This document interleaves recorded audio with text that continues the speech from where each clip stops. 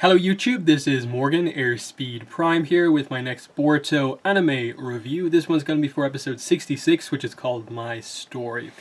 And this definitely felt like, the finale, the last episode, the epilogue to what has more or less been, this 65 episode group of episodes covering the start of the Boruto series. Because it really did act as a nice conclusion to basically the issues between Naruto and Boruto, getting all the key family dynamics into a key position, and I suppose really by the end you have Boruto in this position where, like, yes, this is our main character. He now has a goal. It's not the same goal as Naruto. It's similar to a Sasuke, but obviously he still has elements of both his father and Sasuke, so it is a different character. And then Sarada, of course, has the goal of a Naruto, but obviously she's going to go about it differently. So I think they're in a nice position here. They still have some stuff set up to go on, in that I think the after credits scene with Urashiki, like being like, hey, let's not forget there were three Otsutsukis here. Only two of them were taken out.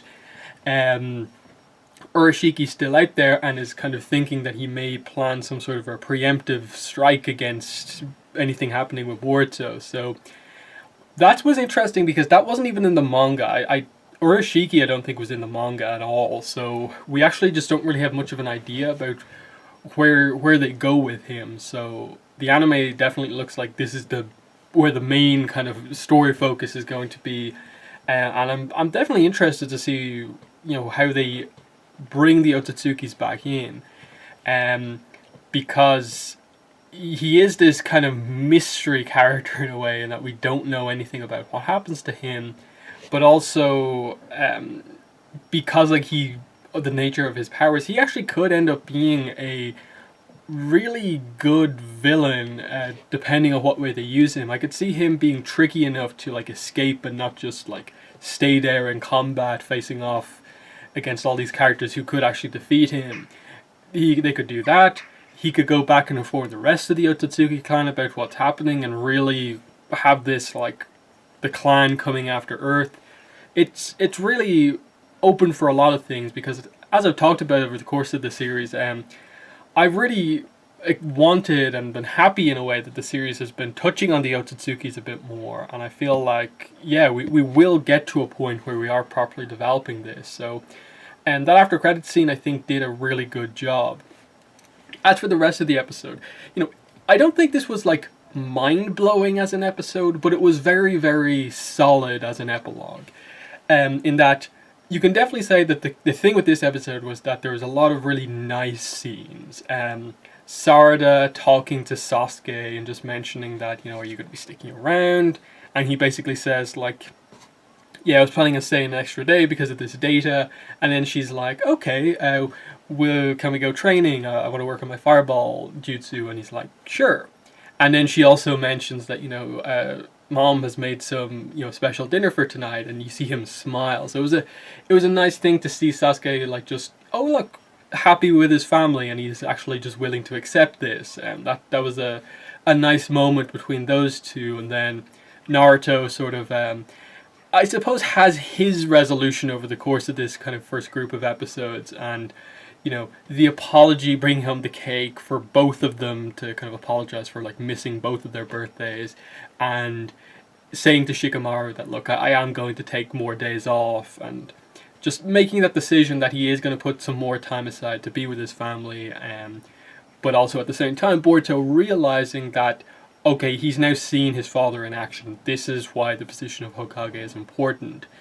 But at the same time realizing that that is not something that he wants to do. That Boruto is willing to play the role of basically backing up Sarada's kind of bid to be the next Hokage. That he will be her right-hand man to make sure that she's protected and look out for her. And it was a nice moment because it was obviously a little bit of a hint of romance. Just she seemed a bit flustered when he said that. Not that there's been I think an incredible amount of setup, but there's been enough little blushes and little moments here and there where Boruto Sarada seems that they could go for that ship if they really wanted to.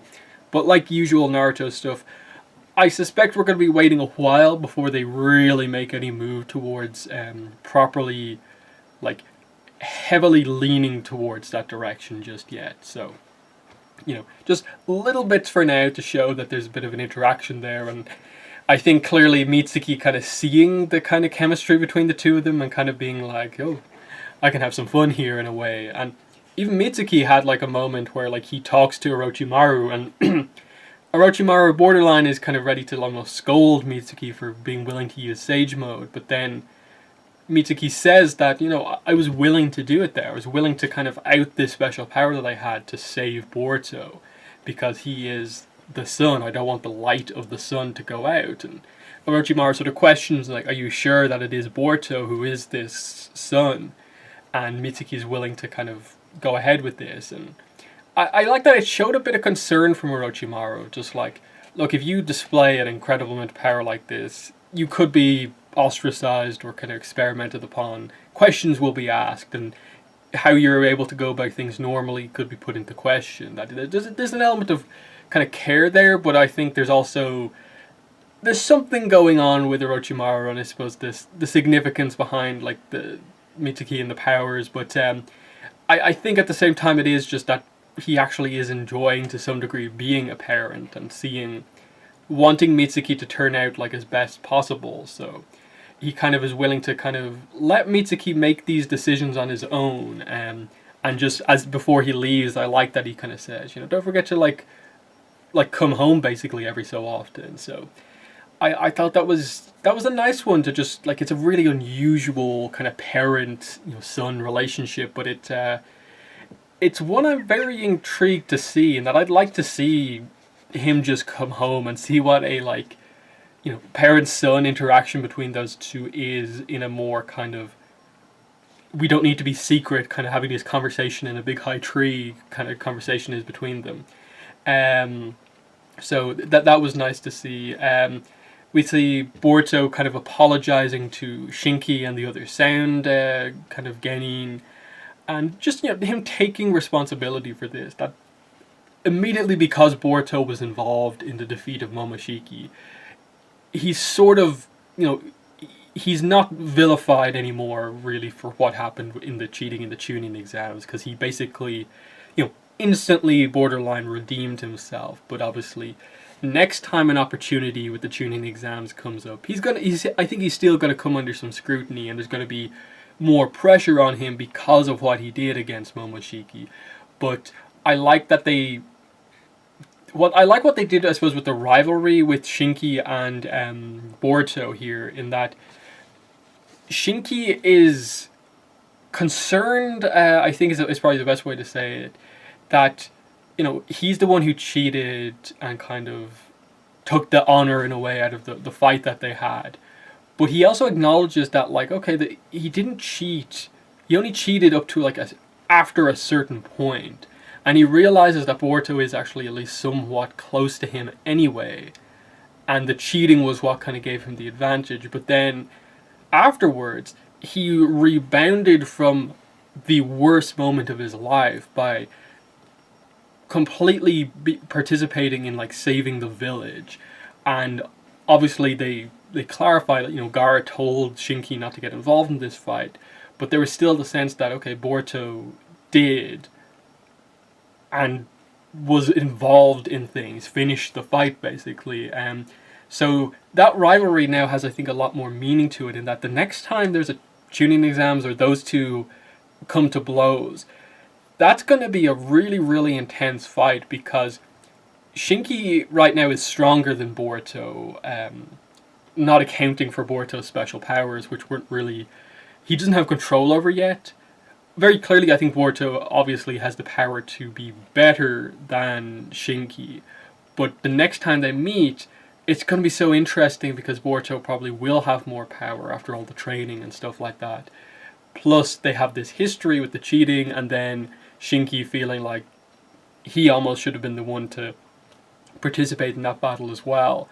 And so they're both driven in a way that, even though Shinki was kind of, in a way, proven to be the stronger one, he kind of won the tuning exams, basically, Boruto's actions in the aftermath immediately eclipse his kind of what he did. So I like the way this rivalry is developing. How exactly they go about doing it, because obviously the Sand and the Leaf are allies right now, and like Naruto and Gaara aren't going to suddenly develop into some sort of a rift over this. So I think it is going to be our more kind of fair rivalry type thing of like, is it going to be basically the like Naruto Sasuke style rivalry over the series? I'm not particularly sure. Maybe, we'll have to wait and see. But I definitely like that as a rivalry, and just seeing that for once, kind of Shinki is sort of lost in thought. Previously, he was all about like, I'm so much better than everyone. Now he has his doubts in a way, and as much as his teammates are kind of saying that like if you fought Boruto again, you'd win without the cheating.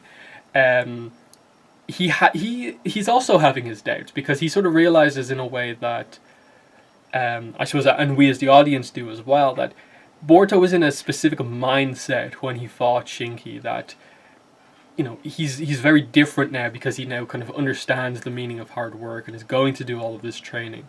If they do fight again, I think the victor is a little bit up in the air, but it's going to take training from Boruto to get to that point.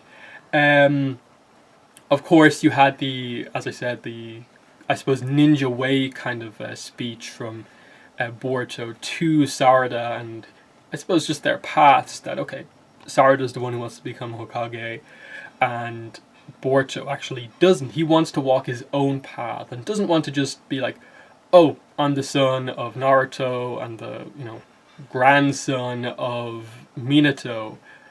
I shouldn't be expected to just become Hokage just because they were. I actually want to go down my own path and be more like your dad. So I think that's a really cool idea to take it, in that our hero character doesn't have that goal of just becoming the leader of the village. He actually just wants to be that support elite ninja there as the right-hand man. Basically play the role that Sasuke is currently playing to Naruto now. And I really do like that, and that he's obviously not going to have the same type of arc that Sasuke had, and so it's going to be a different take on that style of character, so that's going to be fun to see. The Boruto Shikadai stuff I thought was quite interesting, in that this is Boruto's best friend, effectively, and I like that in a way it didn't go in the way you expected it to, and that it's just unspoken. They've sort of both got past it, but they still both sort of felt the need to sort of apologize to each other for everything, and they were close in the first place, but they're past it now. But they both have grown from the Chunin exams, in that Shikadai now realizes that, oh, I have to put effort in, because one, I have to sort of live up to the sort of family honor in a way, but I still want to do things in my own way. I just have to make sure like my dad doesn't look bad in all of this. So he gets now why putting effort in on these specific things is notable, and Boruto kind of now does as well. So again, with those two as more of a like friendly rivalry, they also have a reason to kind of become stronger, and if they ever spar or end up in a match against each other again, that's going to be a big one to see as well. And that Shikadai basically got the victory without the cheating this time out, but next time will Boruto be able to like finish it on his own? So I did like that. In the background of the episode, we got like confirmed that okay, Killer Bee is still alive, and that was cool to see, because there was like questions about like, wait, he got the full thing extracted? I don't know if they confirmed like the details around that, or if we particularly know the details of like, does he still have the 8 tails inside of him, or what? Did he use the way he like escaped from Sasuke in the series to get away from the Otsutsuki clan this time? I'm not particularly sure, but cool that okay, they haven't particularly killed anyone off over the course of this arc. And I think that's about everything I wanted to mention here. The next, it looks like we're going into filler episodes now for the time being. The name and the idea from the preview for next episode looks very fillery. It doesn't really look like, oh, this is like a meaningful arc. It's like, okay, Chocho, handsome actor, okay, they're gonna focus on that, which I hope there's a bit more to the episode, and I hope we're not like just, you know, messing around with filler episodes for a long time. Because from the manga, even if they go in straight into the canon content, it still takes a little bit to properly get going into, I suppose, the really meaningful stuff. But once they hit that meaningful stuff, which I would assume would only take like 2-3 episodes, we do get quickly into the core, the meat of, I suppose, where this rest of the series is going. So I wonder how long we'll be waiting for that. But yeah, in terms of, as I said, this as the roundup to, I suppose, the first section of Boruto, I think it's proven to be really, really good. Obviously, there were question marks about, like, oh, should the anime just recap the movie? But it worked because they spent so much time on it. Because they set up the Naruto Boruto issue very early on. Kind of went away for a bit. Came back strong in this arc. It now really feels like we've gotten somewhere. And just like the final scenes of this episode of, like, Naruto and Boruto going off to do their jobs basically in the morning. They both stayed up too late playing games together. Immediately, like, their dynamic is different. Boruto calls Naruto by the title, you know, 7th Hokage, you know, do your best.